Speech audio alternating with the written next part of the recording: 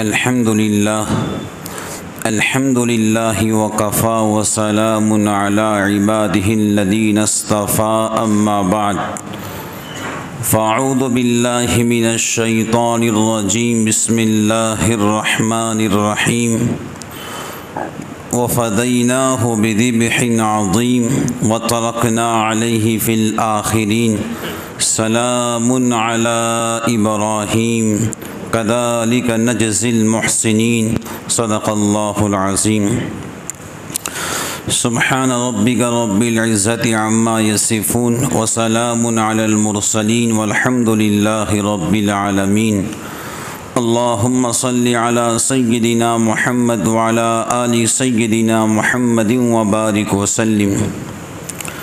محترم بزرگان دین، عزیز نوجوان دوستوں اور بھائیوں، آج کے جمعہ انشاءاللہ الرحمن حضرت ابراہیم علیہ السلام کی قربانی اور آپ پر اللہ کے طرف سے آزمائش اور امتحان میں کامیابی اور آپ کے عظیم فرزند حضرت اسماعیل علیہ السلام کا اللہ کے نام پہ ذبح ہونا، انشاءاللہ الرحمن اس عنوان پر گفتگو کی جائیں گی۔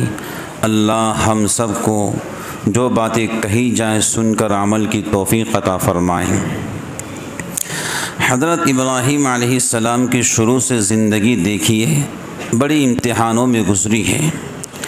ایسے امتحانوں میں گزری ہے کہ جس گھر کے اندر حضرت ابراہیم علیہ السلام نے آنکھ کھولی، وہ گھر خدا کو نہیں پتھر کو مانتا تھا، بلکہ آپ کے والد محترم پتھر کے بت بنا کر بیچا کرتے تھے، معمار تھے، پتھر کے بت بنایا کرتے تھے۔ حضرت ابراہیم علیہ السلام اور پوری قوم کو دیکھا کہ پوری قوم پتھر کو پوجتی ہے، نمرود کو خدا مانتی ہے۔ حضرت ابراہیم علیہ السلام شروع سے ہی اللہ کو ماننے والے تھے۔ پھر ایسے حالات پیدا ہوئے کہ قوم سے آپ کا مقابلہ ہوا۔ پھر دن بدن ایسے حالات پیدا ہوئے کہ خدا ایک ہے، توحید اللہ ایک ہے، اس کہنے پر آپ کو نمرود کے آگ میں جانا پڑا، اور نمرود کی آگ کو اللہ نے آپ کے واسطے گلے گلزار بنا دیا۔ واقعہ بہت تفصیل سے ہے لیکن وقت تفصیل کا نہیں ہے۔ ایک وقت آیا خدا ایک ہے، اللہ ایک ہے، تو نمرود کی آگ بھی ابراہیم علیہ السلام کو جلا نہ سکی۔ تو یہ اس بات میں اشارہ ہے کہ دنیا کے اندر ہر چیز اللہ کی محتاج ہے۔ آگ میں جلانے کی صفت ہے لیکن اللہ کا اشارہ جلانا نہیں ہے، تو آگ بھی کچھ نہیں کر پائی۔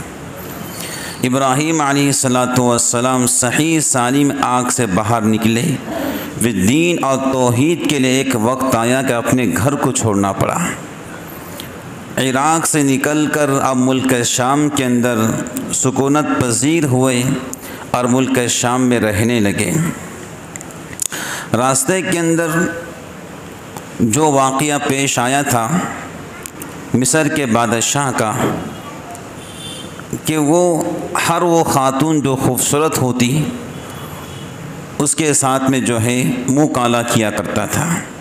حضرت سارہ جو آپ کی بیوی تھی بڑی حسین و جمیل تھی، اور آپ ہی کی چچا کی بیٹی تھی، بڑی خوبصورت تھی۔ نبی اور پیغمبر بڑا خوبصورت ہوتا ہے، اور نبی اور پیغمبر کو اللہ جو بیوی عطا کرتے وہ بڑی خوبصورت ہوا کرتی ہے، اور نبی اور پیغمبر کی اولاد بھی بڑی خوبصورت ہوتی ہے۔ تو اس کا نام تھا غالباً ملک جبار۔ اس سے کہا گیا ایک جوڑا گزر رہا ہے، عورت بڑی حسین ہے، تو ملک جبار نے حضرت سارہ کو بلایا اور غلط ارادوں سے ہاتھ کو آگے بڑھایا، تو خدا نے اس کے ہاتھ کی طاقت ختم کر دی۔ ملک جبار سمجھ گیا یہ کوئی نیک خاتون ہے، پھر دوبارہ ہاتھ بڑھایا، پھر اس کا ہاتھ شل ہو گیا، ہاتھ کی طاقت ختم ہو گئی۔ ملک جبار نے حضرت سارہ سے کہا مجھے معاف کر دو، میں دوبارہ نہیں کروں گا۔ آپ نے معاف کیا۔ پھر ملک جبار نے تیسری بار ہاتھ کو بڑھایا، خدا کی شان، اس کا ہاتھ شل ہو گیا، ہاتھ کی طاقت کمزور ہو گئی، تو ملک جبار نے سچی توبہ کی، پھر اپنی بیٹی حضرت ہاجرہ کو حضرت ابراہیم کی خدمت کے لیے پیش کی، اور حضرت سارہ کے مشورے پر حضرت ابراہیم علیہ السلام نے حضرت ہاجرہ سے نکاح فرمایا۔ 3 لوگ تھے جنہوں نے عراق کو چھوڑا تھا، ایک ابراہیم علیہ السلام، ایک آپ کی بیوی سارہ، اور بھانجے لوط علیہ السلام۔ پھر ہاجرہ ملنے کے بعد نکاح ہوا اور ملک شام گئے۔ اب ملک شام جانے کے بعد ابراہیم علیہ السلام بالکل بوڑھے ہو چکے تھے، تقریباً 80 سال کے ہو چکے تھے۔ دیکھو خدا دینے پر آتا ہے اولاد کو، دشمنوں کو درجنوں بھر بچے دیتا ہے، لیکن جب خدا دینے پر نہیں آتا ہے تو اپنے محبوب چہتے خلیل ابراہیم علیہ السلام کو بڑھاپے تک اولاد نہیں دیتا ہے۔ وہ خدا کی شان ہے، خدا بے نیاز ہے، اور خدا کسی کا محتاج نہیں۔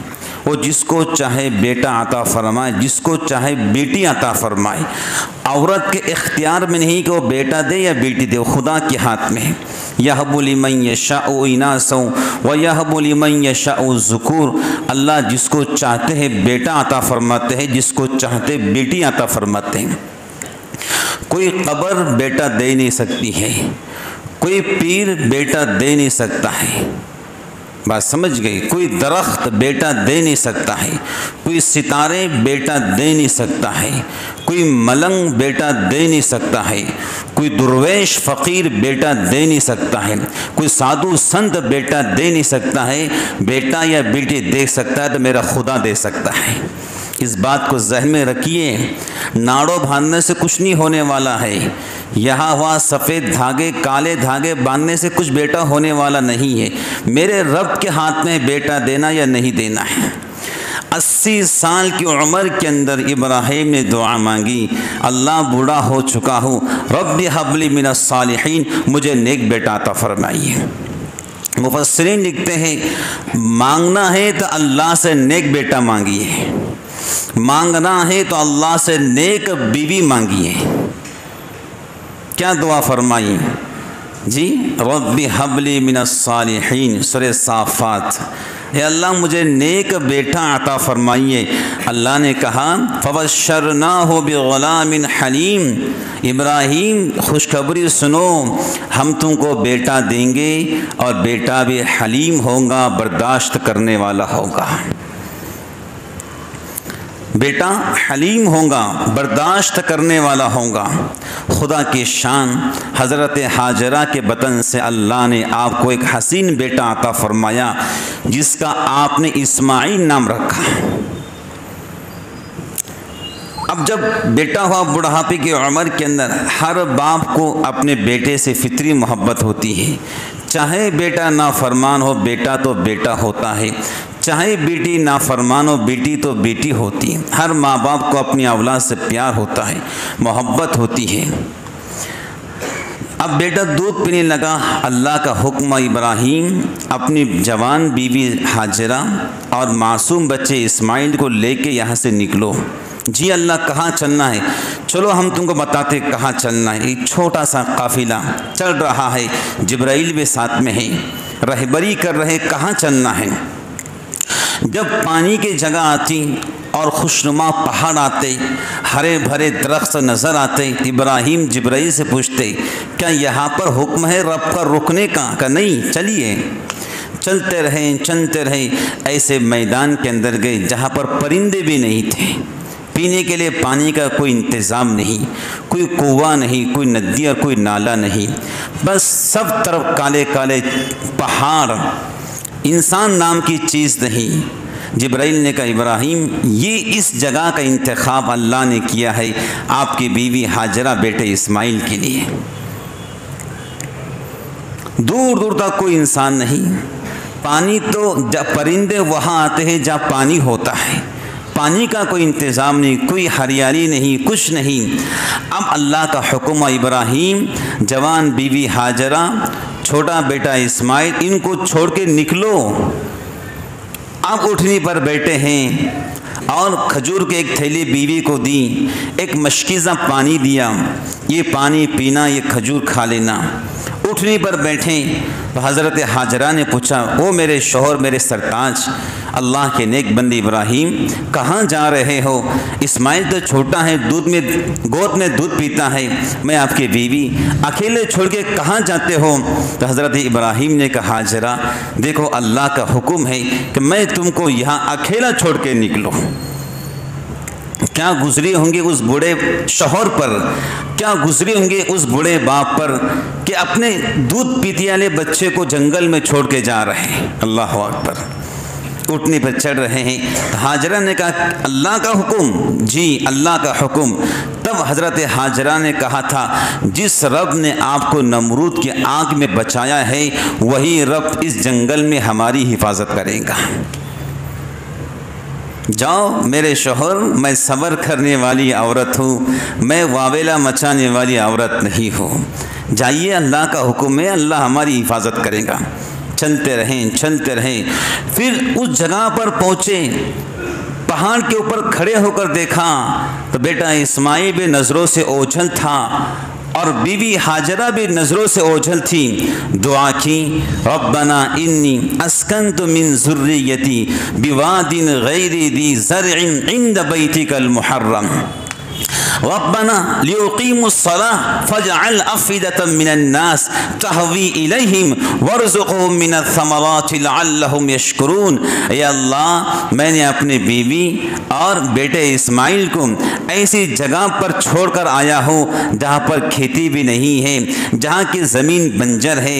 اے اللہ فضل فرمائیے، میں نے اپنے بیوی اور بیٹے اسماعیل کو آپ کے محترم گھر کے پاس چھوڑ کر آیا ہوں تاکہ وہ نماز پڑھے، توحید پر رہے، توحید کے پرچے کو بلند کریں۔ اے اللہ آپ ایک کام کیجئے، دنیا جہاں کے پھل کو اور دنیا کے لوگوں کے دلوں کو ادھر متوجہ فرمائیے اور دنیا کی روزی کو یہاں پر پہنچائیے، لعلہم یشکرون، تاکہ ایک شکر گزار بنے۔ چلے گئے اللہ کے حکم سے۔ ادھر بیٹا اسماعیل، جوان بیوی ہاجرہ، جب تک پانی تھا پانی پیتے رہیں، جب تک کھجور تھی کھاتے رہیں۔ پھر ایک وقت آیا کہ مشکیزے کا پانی کب تک چلنے والا ہے، پانی تو ختم ہو گیا، کھجوریں بھی ختم ہو گئی۔ پھر بیوی ہاجرہ صفا مروہ پہاڑ پر دوڑ رہی ہیں، کبھی ادھر جاتی ہیں کبھی ادھر جاتی ہیں کہ پانی کا انتظام ہو جائے۔ جب اس پہاڑ پر جاتی ہیں اور نیچے اترتی ہیں، دوڑنے لگتی ہیں کہ میں مروہ پہاڑ سے دیکھوں کہ اسماعیل کس حالت کے اندر ہے، کوئی جانور اس پہ حملہ تو نہیں کرتا ہے۔ ماں تو ماں ہوتی ہے، ماں کی ممتا تو ماں کی ممتا ہوتی ہے۔ کبھی ادھر دوڑتی ہے ادھر دوڑتی ہے، دعائیں کرتی ہیں، اللہ پانے کا انتظام فرمائیے، اللہ مہربانی فرمائیے۔ ادھر اسماعیل کا گلا سوکھ رہا تھا، ماں کی چھاتیوں سے دودھ ختم ہو گیا تھا، پینے کے لیے پانی نہیں تھا، کھانے کے لیے کچھ نہیں تھا۔ اسماعیل ایڑیا کو رگڑ رہے تھے، حلق سوکھ چکا تھا، زبان سوکھ چکی تھی۔ اللہ نے اشارہ کیا، جبرائیل جاؤ، جہاں اسماعیل ایڑیا کو رگڑ رہے ہیں وہاں پر تم پر مارو، تم نے پر مارنا ہے۔ اسماعیل ایڑیا رگڑیں گا، وہاں سے اللہ پانی کو نکالے گا۔ جبرائیل تشریف لاتے ہیں اور پر مارتے ہیں اور اسماعیل کی ایڑیاں رگڑتی ہیں، اللہ وہاں سے زمزم کا پانی نکالتے ہیں۔ جب زمزم کا پانی نکلتا ہے، اماں ہاجرہ بڑے خوش ہوتی ہیں، زمزم کے پانی کو رکنے کا حکم دیتی ہیں اور بچے کو پانی پلاتی ہیں، ارد گرد مٹی لگا دیتی ہیں تاکہ پانی جمع رہے۔ پھر کیا ہوتا ہے دیکھو اللہ کی شان، وہاں سے ایک قبیلہ گزر رہا تھا، قبیلہ بنو جرہم۔ جب انہوں نے دیکھا کہ کچھ پرندے اڑ رہے ہیں، کچھ پرندے زمین پہ بیٹھ رہے ہیں، وہ سمجھ گئے یہاں پانی کی جگہ ہے اور ہمیں پانی کی ضرورت بھی ہے۔ قبیلہ بنو جرہم کے لوگ آئے، دیکھا پانی تھا زمزم کا، اماں ہاجرہ سے کہا ہم یہاں پر رکنا چاہتے ہیں، ہم یہاں پر رہنا چاہتے ہیں، اگر آپ اجازت دیں۔ اماں ہاجرہ نے ان کو رہنے کی اجازت دی دی، وہ قبیلہ وہاں پر بس گیا۔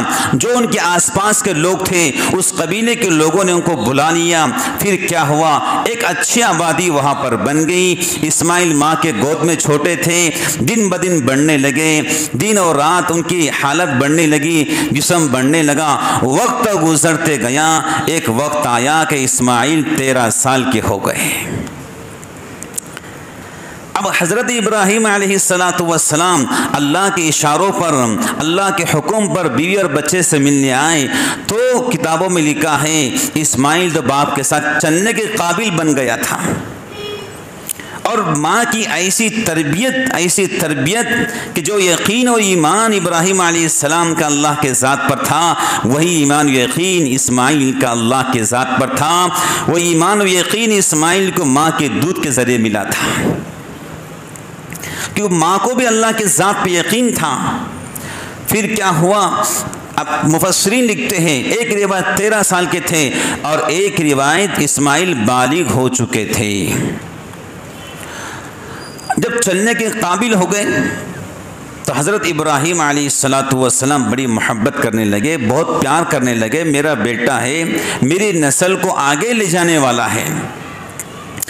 تو روایت میں آتا ہے کہ 3 دن مسلسل آپ نے خواب دیکھا، ذی الحجہ کے 7 تاریخ اور 8 تاریخ اور 9 تاریخ کو، ابراہیم ہم تم سے تمہاری عزیز چیز کی قربانی چاہتے ہیں۔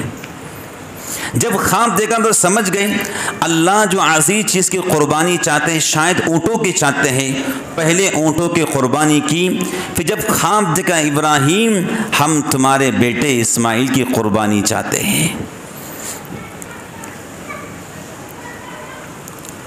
اور قربانی یہ خواب دکھایا گیا باضابطہ کہ ابراہیم اسماعیل کے گلے پر چھری چلا رہے ہیں، یہ خواب دکھایا گیا باضابطہ۔ اگر اللہ تعالیٰ جبرائیل کے ذریعے یہ پیغام بھیجتے کہ ابراہیم تم نے قربانی کرنا ہے تو اتنا اس میں مزہ نہیں آتا، لیکن جو خواب کے ذریعے پیغام اور میسج اللہ کا پہنچ رہا ہے، اللہ یہ چاہتے دیکھے کہ میرا محبوب چہتا خلیل جو خواب دیکھا ہے وہ پورا کرتا ہے یا نہیں کرتا ہے، یا تعویلات پیش کرتا ہے، خواب تو ہے کرے نہ کرے کوئی مرضی، لیکن نبی کا خواب وہی ہوتا ہے۔ اب 10 ذی الحجہ کو ابراہیم علیہ السلام نے بیٹے اسماعیل سے کہا چلو مینا چلتے ہیں۔ کہا بہت اچھی بات۔ بیوی ہاجرہ سے کہا میں بچے کو اپنے مالک سے ملانے لے کے جا رہا ہوں، یہ نہیں کہا کہ میں قربانی اسماعیل کے دینے جا رہا، ہو سکتا ہے شاید ماں کی ممتا جاگ اٹھے اور اللہ کے نام پہ جو قربانی ابراہیم دینا چاہتے ہیں کہ اس میں رکاوٹ نہ ہو جائے۔ کہ ٹھیک ہے لے کر جائیے۔ ایک ماں تو یہی چاہتی کہ باپ بیٹے کو لے کر گھومے، ہر ماں کی تمنا ہوتی ہے اور ممتا ہوتی کہ میرے لال کو اس کا باپ لے کر گھومے۔ عجیب و غریب باپ اور بیٹوں کے اندر اللہ محبت رکھی ہے، لیکن شرط ہے اللہ سب کو نیک بنائے، نیک ہونا چاہیے، پھر عجیب و غریب محبت ہوتی ہے۔ اب جب دونوں نکلے گھر سے تو راستے میں شیطان مل گیا ہے۔ اب شیطان نے کیا ہے تعویلات پیش کی، ابراہیم تم نے تو خواب تو دیکھا ہے اور ایک تو تم کو بیٹا ہے اور اس بیٹے کے ذریعے تمہاری نسلیں آگے بڑھنے والی ہے، ذرا قربانی سے رک جائیے، کچھ اور قربان کر دیجئے، صدقہ و خیرات دے دیجئے، اللہ کو منوا لیجئے، اللہ مان جائیں گے۔ شیطان جانتا تھا ابراہیم میری بات میں پھنسنے والے نہیں ہیں، لیکن وہ یہ بھی سوچتا تھا کہ کچھ ہی دیر میں تھوڑا لیٹ کرا دوں اللہ کے نام پہ قربانی کرنے کے اندر۔ وہ جانتا تھا ابراہیم ماننے والے نہیں ہیں، لیکن کچھ ہی دیر لیٹ کرانا چاہتا تھا تاکہ ابراہیم اللہ کے نام پہ قربانی کرنے میں تھوڑا تاخیر ہو جائے۔ تو فوراً ابراہیم علیہ السلام نے 7 کنکریاں پھینک کر ماری، شیطان کا بہکانا کم نہیں ہوا، پھر 7 کنکریاں ماری تب بھی شیطان بہکا رہا تھا، تیسری بار 7 کنکریاں پھینک کر ماری تو شیطان نے بھاگنا شروع کر دیا، دوڑنا شروع کر دیا۔ باپ اور بیٹا مینا کے میدان کے اندر۔ اب ادھر شیطان نے سوچا ابراہیم تو ماننے والے نہیں ہیں، چلو فوراً ان کی بیوی کے پاس جاتے ہیں، امی ہاجرہ کے پاس، اور ان کے بیوی کو اور اسماعیل کی ماں کو سمجھاتے ہیں کہ ابراہیم تمہارے بیٹے کی قربانی کرنے لے کر گئے اللہ کے نام پر، چلو تم جا کر رکھا دو ان کو۔ تو شیطان حضرت ہاجرہ کے پاس آ کر کہتا ہے تم جانتے ہو ابراہیم اسماعیل کہاں گئے؟ تو حضرت ہاجرہ نے کہا وہ جنگل گئے ہیں۔ تو شیطان نے کہا نہیں، وہ مینا کے میدان میں اسماعیل کو اللہ کے نام پہ ذبح کرنے لے کر گئے ہیں، بچانا ہو تو بچا لو، یہی موقع ہے۔ شیطان جانتا تھا عورت کی یہی کمزوری ہے، اگر اولاد کا تذکرہ کر دیا جائے اس کے آنکھوں سے آنسو نکلتے ہیں، اس کی زبان بڑبڑانے لگتی ہے۔ شیطان بہت امید سے آیا تھا۔ امی ہاجرہ نے کہا کاش جب میرے شوہر ابراہیم یہاں سے نکلے میرے بیٹے اسماعیل کو لے کر، اگر وہ مجھ سے یہ کہتے ہاجرہ ہم نے اسماعیل کو اللہ کے نام پہ ذبح کرنا ہے، کاش میں بھی ان کے ساتھ میں جاتی، وہ میرے بیٹے اسماعیل کو اللہ کے نام پہ ذبح کرتے، میں تھوڑا بازو میں بیٹھ کر اللہ سے دعا کرتی، اللہ میرے بیٹے اسماعیل کی قربانی قبول فرما لیجیے۔ یہ ہے خواتین کے جذبات۔ جب تک خواتین کے جذبات اللہ کے نام پر مر مٹنے کے نہیں بنیں گے، حالات درست نہیں ہو سکتے۔ اس بات کو یاد رکھو، اللہ چاہتا ہے کہ جب بھی تم کو آواز دی جائے تم ہر چیز کو میرے نام پہ قربان کرنا اپنی سعادت مندی سمجھو۔ اب کیا ہوا، دونوں باپ بیٹے کی ملاقات، بڑا باپ جوان بچے سے کہہ رہا ہے قال یا بنی انی ارا فی المنام انی اذبحک فانظر ماذا تری، قال اے میرا بیٹا اسماعیل میں نے خواب دیکھا میں تجھ کو ذبح کر رہا ہوں اللہ کے نام پر۔ اسماعیل جانتے تھے میرا باپ عام آدمی نہیں ہے، میرا باپ نبی اور پیغمبر ہے، یہ اللہ کا خلیل ہے، میرے باپ کا خواب یہ سچ ہی ہوگا۔ کیا کہا، قال یا ابت فعل ما تؤمر، ہے میرے باپ جو کچھ آپ کو اللہ کا حکم خواب کے ذریعے ملا ہے پورا کیجئے، ستجدونی انشاءاللہ من الصابرین، آپ دیکھیں گے کہ میں صبر کرنے والوں میں شامل ہو جاؤں گا۔ یعنی وہ جملہ کہا جس میں خود پسندی نہیں، تکبر نہیں کہ آپ مجھ کو ذبح کر دو، فوراً کا ستجدونی انشاءاللہ، جو اللہ کا حکم ہے انشاءاللہ کا مطلب یہ ہے جو اللہ چاہیں گے وہی ہو کر رہیں گا۔ ابا حضور چنتا مت کیجئے، فکر مت کیجئے، جو کچھ خواب تم نے دیکھا ہے اس کو پورا کیجئے، انشاءاللہ آپ مجھ کو صبر کرنے والا پاؤں گے۔ یہ ہے ماں کے دودھ کی تاثیر۔ جس وقت بیابان جنگل کے اندر اللہ کی ذات پہ یقین کرتے ہوئے ہاجرہ نے بیٹے اسماعیل کو دودھ پلایا تھا، اور اس وقت کہا تھا ابراہیم جاؤ اللہ ہمارا محافظ ہے، اللہ ہمارا محافظ ہے، آپ دیکھیں گے کہ آپ مجھے صبر کرنے والے پاؤں گے۔ وہی دودھ کی تاثیر اسماعیل کی زبان سے نکل رہی ہے، ابا حضور آپ مجھ کو صبر کرنے والا پاؤں گے۔ اب یہ باتیں کون سنا رہا ہے؟ اللہ سنا رہے ہیں۔ فلما استما وتلہ للجبین، کیا ہوا، بیٹے اسماعیل نے باپ ابراہیم سے کہا ابا حضور ایک کام کیجئے، میرے پیروں کو باندھ دیجئے، میرے ہاتھ کو باندھ دیجئے، اور مجھے استما وتلہ للجبین، مجھے پیشانی کے بل لٹا دیجئے اور اپنی آنکھ پر پٹی باندھ لیجئے۔ آپ بڑے باپ ہیں، کہیں آپ مجھ کو ذبح کرنے لگو، کہیں آپ کی باپ کی شفقت پدری جاگ اٹھے، آپ تو مجھے ذبح کریں گی مجھے یقین ہے، لیکن کہیں ایسا نہ ہو جائے آپ کی باپ کی محبت جاگ اٹھے اور اللہ کے نام پہ قربانی دینے میں تاخیر ہو جائے۔ ابا حضور میں یہ بھی نہیں چاہتا ہوں۔ اور پھر کیا کہا، ابا حضور جب آپ مجھ کو مضبوطی سے باندھ دینا اور چھری کو جلدی جلدی چلانا، کیونکہ موت بہت مشکل کام ہے، تاکہ میں جلدی سے میرے حلق اللہ کے نام پہ کٹ جائیں، اور دوسرا کام یہ کرنا اپنے کپڑوں کو اچھا باندھ لینا کہ میرے خون کے چھینٹیں، میرے خون کے قطرے اگر تمہارے کپڑے پہ لگ جائیں، میری امی ہاجرہ دیکھیں کہ میرا خون تمہارے کپڑے پہ لگا ہے، کہ میری ماں کو میری یاد نہ آ جائے۔ اللہ اکبر، چھوٹا بچہ کتنی حکمت کی بصیرت کے باپ اپنے باپ ابراہیم سے کر رہا ہے۔ اللہ اکبر، زمین اور آسمان جھوم گئے اس الفاظ پر۔ اور ابا حضور آخری بات یہ ہے کہ میرا قمیص نکال لینا، آپ جانتے ہیں ہم دونوں آئے ہیں لیکن کفن ساتھ میں نہیں لائے ہیں، تو میرا قمیص نکال لینا، کفن دینے میں آپ کو دقت نہیں ہوگی، مجھے اسی قمیص میں کفن دے دینا۔ کیا ہوا، ابراہیم نے جب یہ الفاظ سنے آخری جملہ کہا، ابا میری ماں ہاجرہ کو میرا سلام کہنا، وَكُلُّ مِنْهُمَا يَبْكِي، حدیث کے الفاظ ہیں میری ماں کو سلام کہنا۔ ابراہیم بھی رو رہا تھا، چھوٹا بچہ اسماعیل بھی رو رہا تھا، باپ بیٹے کو دیکھ رہا تھا، بیٹا باپ کو دیکھ رہا تھا، دونوں کی آنکھیں ملی، دونوں کی آنکھوں سے آنسو نکل رہے تھے۔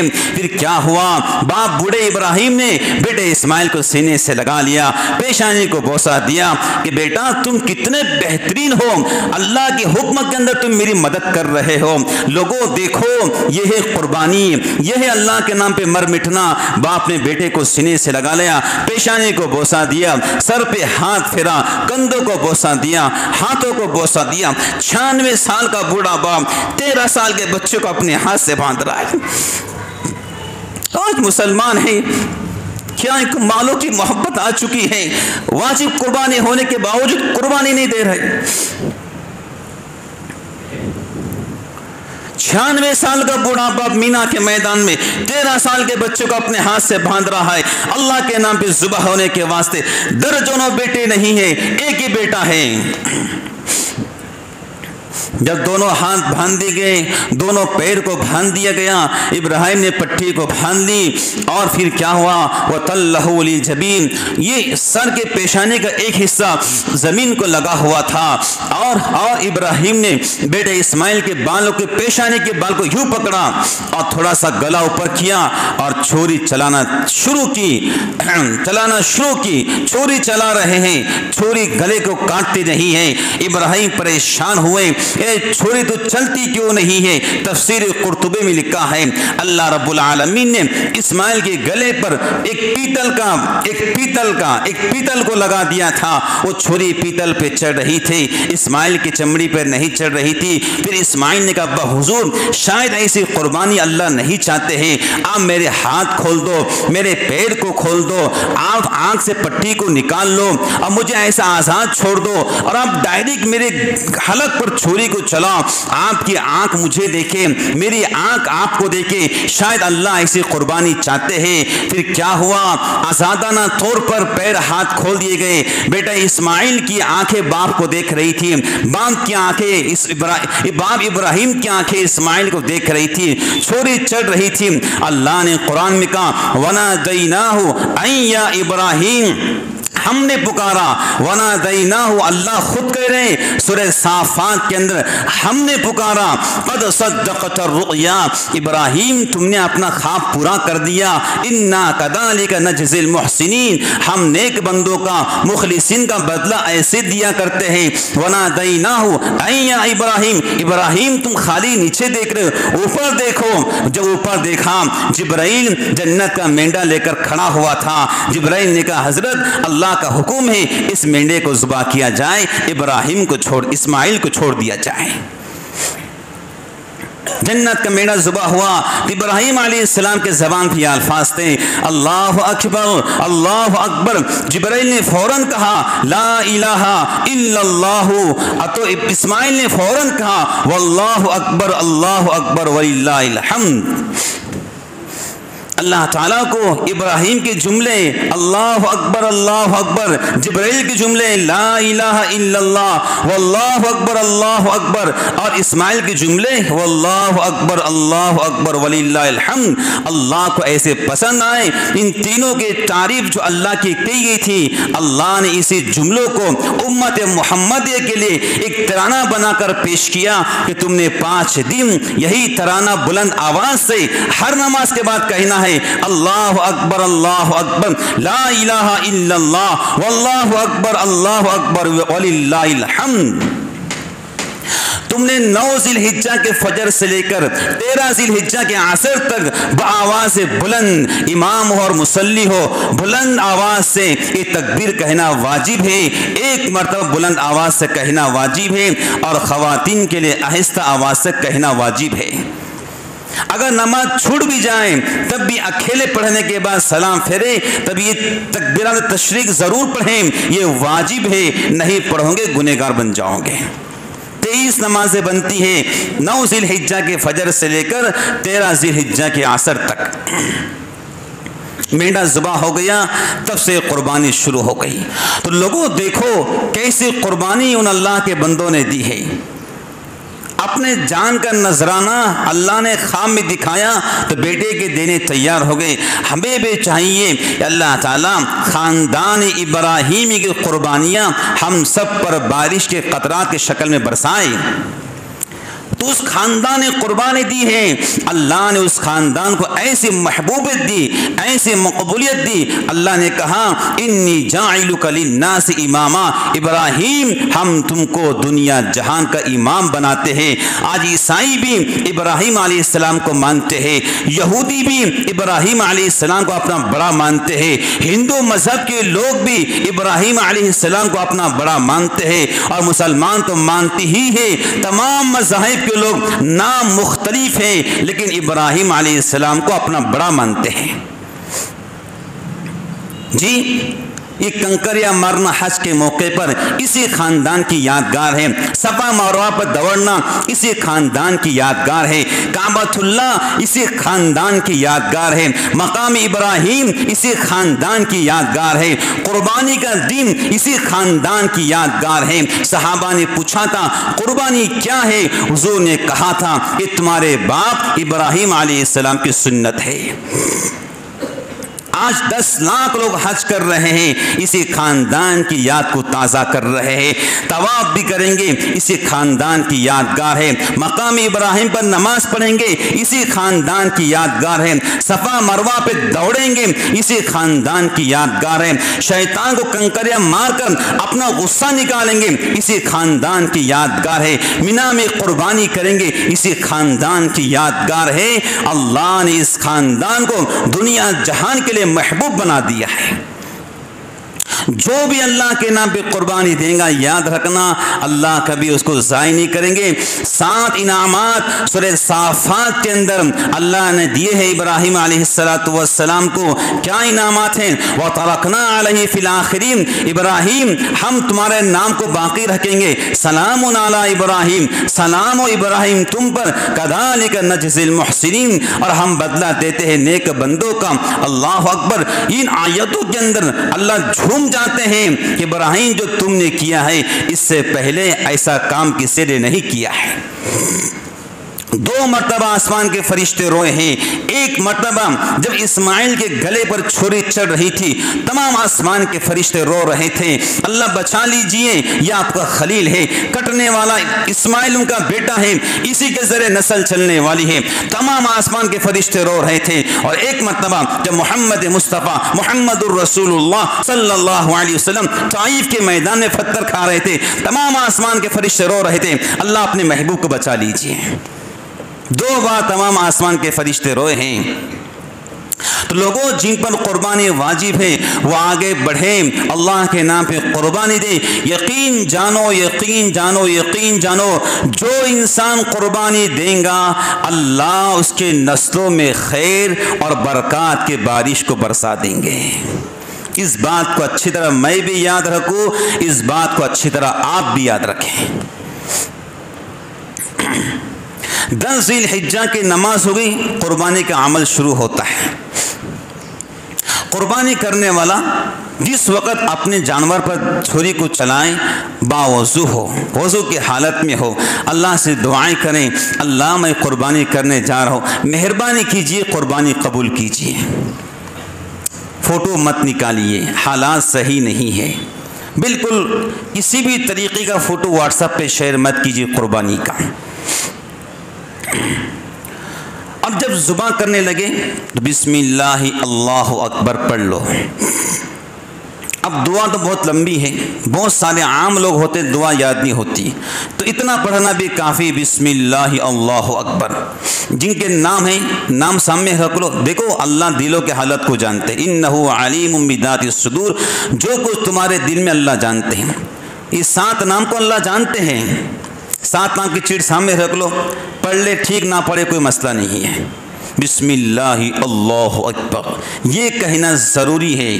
اور جانور کو قربانی سے پہلے اچھا چارہ کھلاؤ، اچھا پانی پلاؤ، اور قربانی سے پہلے جانور جی اس سے پیار و محبت کرو۔ نماز کے بعد قبلے کی طرف اس کا چہرہ کرو، جانور کا، آپ کا بھی چہرہ قبلے کی طرف ہونا چاہیے، پیروں کو اچھا باندھو، بسم اللہ اللہ اکبر، کم سے کم 4 رگیں کٹنا چاہیے، 1 رگ سانس کی، 1 رگ خوراک کی، 2 رگیں خون کی، کم سے کم 4 رگیں کٹنا چاہیے۔ جب جانور کٹ جائیں دعا کرو، اللہ اسے قبول کر لیجئے، اللہ میں بہت چھوٹا انسان ہوں لیکن قربانی آپ کی بہت بڑی ہے، قبول کیجئے۔ اور جو حضرات جانور کو بنانا جانتے ہیں ان کو چاہیے کہ جانور ٹھنڈا ہونے کے بعد اس کا چمڑا نکالیں، جلدی جلدی میں فٹافٹ نہیں، یہ غلط، یہ مکروہ ہے۔ جانور ٹھنڈا ہو جائے اس کا چمڑا نکالے۔ اب چمڑا نکالنے کے بعد جو کچھ گندگی جانور کے نکلتی ہے وہ جس کی قربانی ہو رہی ہے اس کی ذمہ داری ہے وہ کسی کے گھر کے سامنے نہ پھینکے بلکہ اپنے جانور کی گندگی اپنے ہاتھ سے صاف کرے۔ صاف سے مطلب یہ ہے جہاں کچھ گاڑیاں نگر پالیکا کی آتی ہے اپنے ہاتھ سے اس میں ڈال دے، پورا کچرا اپنے ہاتھ سے ڈالے، کسی کے گھر کے سامنے قطعاً کچرا نہ پھینکے، حضور نے منع کیا ہے، یہاں تک کہ حضور نے منع کیا ہے کسی کے گھر کے سامنے اپنا گھر اتنا اونچا مت کرو کہ اس کے گھر کی روشنی بند ہو جائے۔ اب ہو یہ تھا لوگ کیا کرتے ہیں، کوئی دیکھ رہا کوئی نہیں دیکھ رہا، کچرا اٹھاتے ہیں اور کہیں اور لا کر ڈالتے ہیں، بالکل جہالت کی بات۔ اپنے ہاتھ سے کچرا اٹھاؤ، اپنے ہاتھ سے گاڑی میں ڈالو، پورا صاف اور ستھرائی کے ساتھ میں، اور جہاں جہاں تقسیم کرنا ہو ایسی چیزیں استعمال کرو جس کے ذریعے کہ خون کے دھبے راستوں پہ نہیں گرنا چاہیے۔ اس شہر کے اندر ہم صرف اکیلے نہیں، اور بھی اللہ کے بندے اس شہر کے اندر رہتے ہیں، اور بھی مذہب کو ماننے والے اس شہر کے اندر رہتے ہیں، سب کا خیال کرو۔ اور کسی بھی طریقے سے ایسے حالات پیدا نہیں ہونا چاہیے جو سبھی کے لیے مشکل ہو جائیں۔ قربانی کا جانور آپ نے ذبح کر دیا، 3 حصے کرو، ایک حصہ خود کے لیے، ایک حصہ رشتہ دار دوست احباب، اور ایک حصہ غریب فقراء مساکین۔ لیکن اگر کوئی بندہ یہ چاہے کہ میں نے جو ہے گوشت تقسیم کرنا ہی نہیں ہے، میں نے خود کے واسطے رکھنا ہے، تب بھی شریعت میں گنجائش ہے۔ ہاں جو گوشت تقسیم کرے گا اس کا ثواب ملے گا، اگر گوشت تقسیم نہیں کرے گا قربانی کا ثواب کم نہیں ہوگا، گوشت تقسیم کرنے کا ثواب نہیں ملے گا۔ کوئی بندہ چاہے میں پورا جانور رکھ سکتا ہے، لیکن بہتر ہمدردی یہ ہے کہ اپنے ساتھ اور بھی اللہ کے بندوں اور بندیوں کا خیال کرے۔ بلکہ اللہ کے نبی نے فرمایا جو تم اپنے لیے پسند کرتے ہو وہی اپنے بھائی کے لیے پسند کرو، جو گوشت آپ اپنے بچوں کے لیے بیوی کے لیے پسند کرتے ہو وہی گوشت غریب غربا کے لیے پسند کرو۔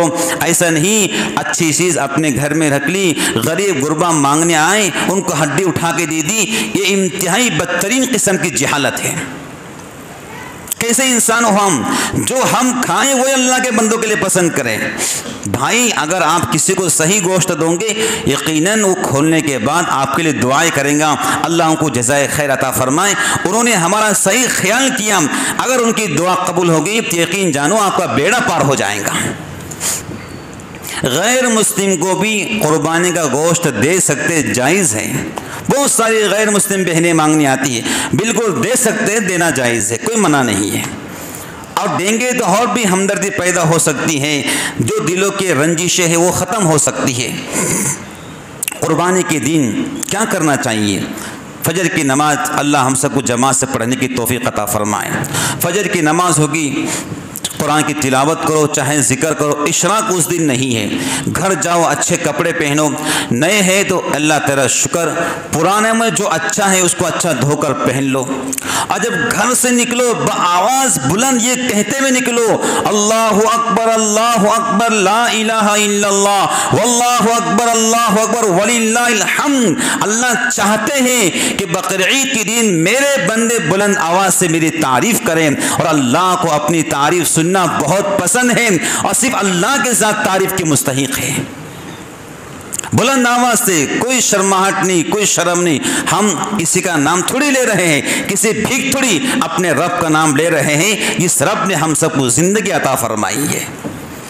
عیدگاہ پر جائیں، نماز پڑھیں، جب واپس آئیں تو راستہ دوسرا اپنائیں تاکہ دونوں راستے اللہ کے پاس گواہی دے سکیں، آپ کی اس بندے نے میری پیٹھ پر آپ کا نام لیا تھا. ایک سے جانا دوسرے سے آنا حضور کی سنت ہے. اور عیدین کا خطبہ ضرور سنیں، بقرعید کا خطبہ سنیں. خطبہ سننا واجب. حضور نے فرمایا جو خطبہ سنیں گا اللہ اس کے 1 سال کے پچھلے گناہوں کو معاف فرمائیں گے. خطبہ سنیں. اور بقرعید کی نماز کے بعد کوئی ہلڑ بازی نہیں، کوئی چیخ و پکار نہیں. جیسے ہماری زندگی ریئل گزری گزرنا چاہیے. بقرعید کے جانور کے اندر عقیقہ لے سکتے ہیں، عقیقہ کے حصہ لے سکتے.